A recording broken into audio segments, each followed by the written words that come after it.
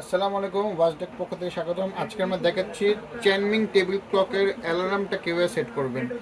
এই ছোটো কাটা হচ্ছে আপনার অ্যালার্ম সেট করা কাটা, ঠিক আছে।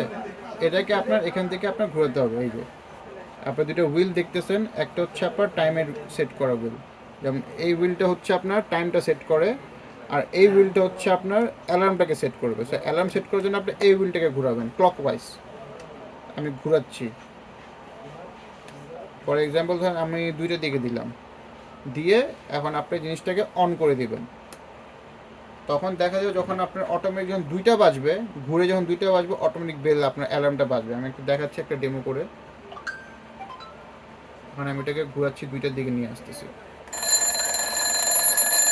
দেখেন অ্যালার্মটি বাজছে আপনার।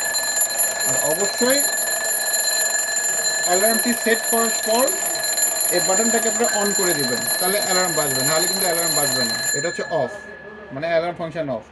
যখন অ্যালার্মটা আপনারা সেট করবেন, সেট করে এটা অন করে দিবেন।